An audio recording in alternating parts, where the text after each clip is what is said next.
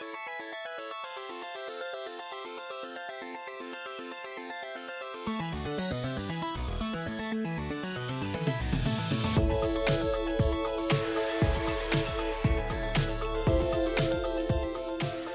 Light Reading Hall of Fame was started in 2010 as a program designed to single out those executives whose actions, reputations, and personalities have made them famous in the communications industry. Well, fame is an interesting thing. It's a condition of being talked about by many people because of some notable achievement, but it's a neutral word, and not all notable achievements are remarkable because of some positive impact. And some of the people in Light Reading's Hall of Fame are exactly the kinds of supervillains you'd expect to read about in comic books. They're the money-hungry sorts who always seem to abuse power at every turn. However, most of the people who make it in the Hall of Fame are the other sort of famous. They're the innovators, the inventors, the crazy ones, as Steve Jobs once called them. And yes, Steve Jobs is in the Hall of Fame too. He made it in last year. Sometimes positive, sometimes scandalous, the Light Reading Hall of Fame is meant to be a reasonable reflection of the history and the state of the worldwide telecommunications industry. In other words, the Light Reading Hall of Fame is simply a declaration of influence. Some inductees will be saints, others not so much. Because the famous and infamous get equal weighting here, we think the Light Reading Hall of Fame is completely unique in the industry. If you're in, you matter, period. You may have invented the cell phone. You may have bilked investors out of billions of dollars. Either way, the industry would not be what it is today without each year's Hall of Fame class.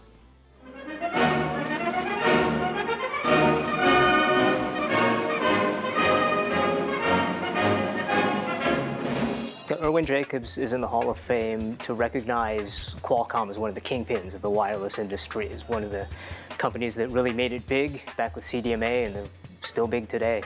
Basically created the alternative to GSM in the North American and Japanese market. He is one of the key people in mobile infrastructure. Irwin Jacobs is a huge figure in the mobile industry. He took the CDMA technology as an idea and developed it, commercialized it, and now it's the fundamental technology in 3G networks all over the world. On a personal level, I've been attending Qualcomm's annual developers conference in San Diego, Uplink, for the past 3 years, and I can say that they do put on a really great show and an even better party. Now, I'm not sure if Irwin's involved with the band choices each year, but they've been really great. I imagine he would like them if he was in the crowd.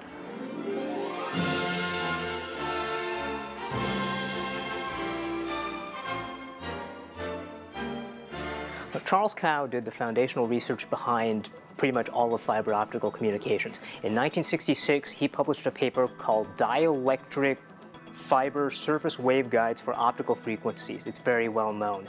And basically what he did was prove that you can clean up a fiber optics, clean up the glass enough to transmit signals far enough for communications.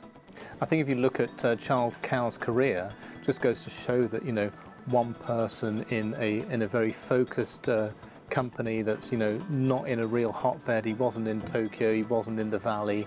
You know, this is a guy who was just focused in his company, in his labs, developing something that he saw true potential for, and the influence that he has just been incredible. Now, I've never met him, but I've heard that Charles is a soft-spoken guy and even had his wife accept the Nobel Prize for him. But at the same time, he was known for setting goals and chasing them down. He undertook this fiber optic research knowing full well what the implications of his success would be. Having Charles Cow in the Hall of Fame is really a huge endorsement of research and development, which is something our industry's kind of gotten away from as far as how much money is spent every year developing new things and doing just pure research. It's only by way of that pure research that we get to great discoveries.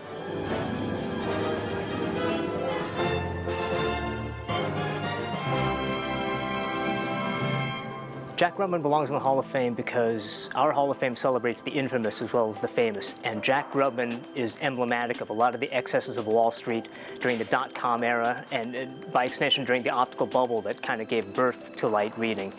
Jack Grubman was putting out glowing reviews about companies like WorldCom, like Quest, while at the same time advising them through some of these multi-billion-dollar deals that would eventually lead to their downfall. He led these stocks up to their pinnacle, and the people who read his reports followed them all the way down to the depths of nothingness.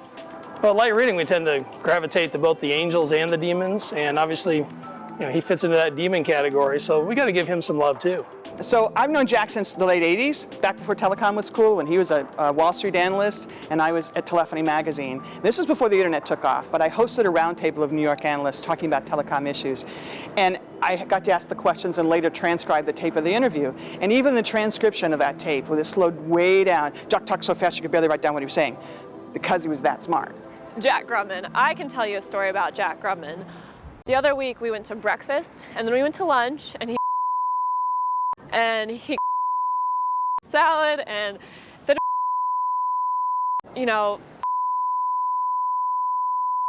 I said, Jack, never again.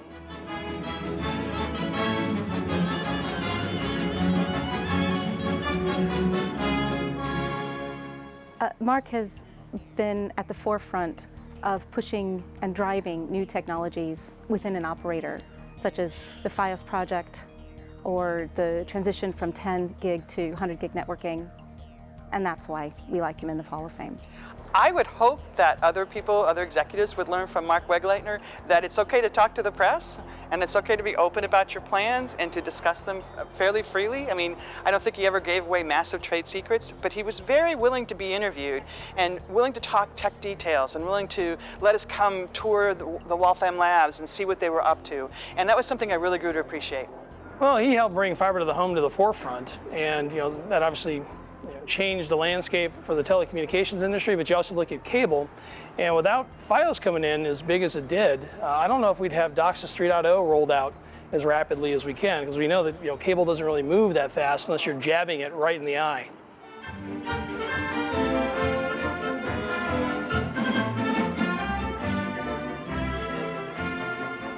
So we're bringing Ren Zhengfei into the Hall of Fame this year, and I know that people are going to be divided over whether he's somebody that's in the famous or the infamous category, because there's a lot of negative feeling about Huawei, the company he formed around the world, but look at the impact that Ren and Huawei have had. It's just extraordinary what this company has done in the last 12 years in particular, and how it's changed the global communications equipment market. Quite extraordinary.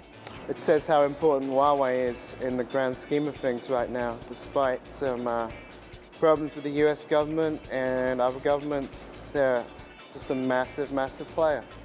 So the House Intelligence Committee investigating Huawei really turned up nothing at all, or at least nothing that we didn't already know in the years that we've dealt with Huawei. They're not going to say much. They're going to keep doing what they do. And that's what's interesting about this whole process, is I don't think it really changed who Huawei is. I think it simply exposed to a broader audience the type of company that they are.